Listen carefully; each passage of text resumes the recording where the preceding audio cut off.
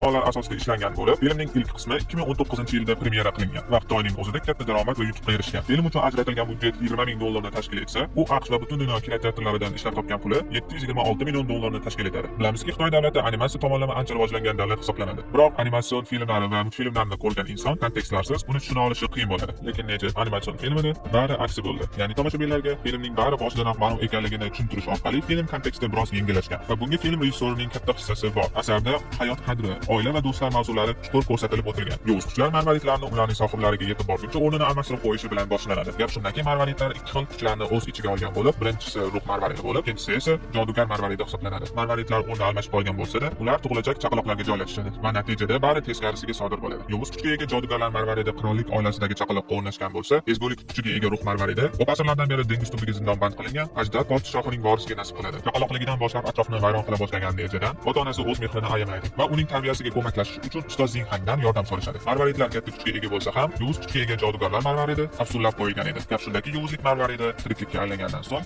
faqat 3 yil yashash imkoniyati bor edi. Necha chaqaloqligidan katta kuchga ega bo'lgani bois, uning kuchini ustozi tomonidan taqdim etilgan oltin bo'yinbog' chegaralab turar edi. Farzandining faqat 3 yil umri borligini ota-onasi unga ayta olmaganidan so'ng, ular bu doibatni yo'q qiluvchi yo'llarni qidirishadi. Oradan 2 yil vaqt o'tib, Nejaning otasi o'z jonini qurbon qilish evaziga uni hayotini saqlab qolish imkoniyatini topadi va bu ishni o'g'lining 3 yoshga to'lishi arafasida qilmoqchi bo'ladi. Kichiklik paytida qishloq aholisini qo'rqitgan va zo'ravonliklar qilgan Neja tug'ilgan kuni arafasida hech qanday do'stlari kelmasligidan qo'rqib, qishloq aholisi ham kelmasligidan xafa bo'ladi. Lekin Nejaning ustozi qishloq aholisiga iltimos qilib, bir kunga uning tug'ilgan kuniga kelishligini so'raydi. Bu paytda ilk bora yovuzlik marvaridi, ruh marvaridi bilan uchrashadi. Ular bir-birini o'zaro nimadir bog'lab turishini bilishardi va shu sababli ular do'st bo'lishdi. Shunda Neja do'stidan ilk iltimosini so'radi. U hech qanday sovg'alarsiz ham uning tug'ilgan kunida yonida bo'lishligini iltimos qildi. Tug'ilgan kun boshlanish arafasida marvaridlar o'rnini almashtirib qo'ygan yovuz qahramon Nejaning yovuzlik marvarididan hosil bo'lgani va uning umri bugun o'z poyoniga yetishini aytdi. Bu haqida xabar topgan Neja g'azab otiga minib, uning kuchini cheklab turuvchi oltin bo'yinbog'ni yechib tashladi va butun atrofni vayron qila boshladi. Nejasi amalga oshgan yovuzlik tomoni ezgulik marvaridiga qahramonlik vaqti kelganini aytdi va shu orqali ezgulik marvaridi o'z otasi va qarindoshlarini ummon tubidagi oilasini qutqarish mumkinligiga ishonadi va ikki marvarid o'rtasida jang boshlanadi. Nejaning ustozi katta kuch evaziga uning bo'yniga oltin bo'yinbog'ni taqishga muvaffaq bo'ladi. Lekin buyuk askar Nejaning otasi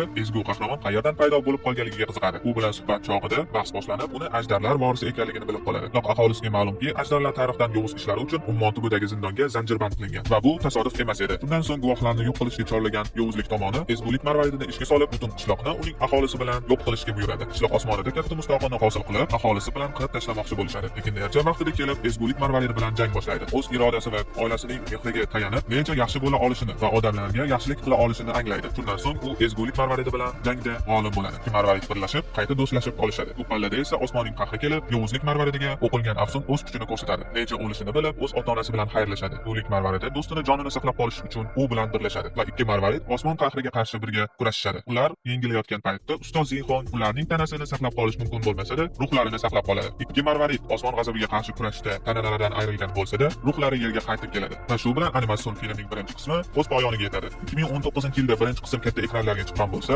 shu yil, ya'ni 2025-yilda ikkinchi qism katta ekranlarga namoyish etildi. U butun dunyo bo'ylab o'z vaqtida Disneyning birgina animatsion filmi to'play olmagan mablag'ni Neja animatsion filmining ikkinchi qismi to'play oldi. Filmning ikkinchi qismi haqida videomiz chiqishini xohlasangiz, izohlarda faol bo'ling, videolarimizga like bosib, kanalimizga obuna bo'lib, qo'ng'iroqcha tugmasini bosib qo'yishni unutmang.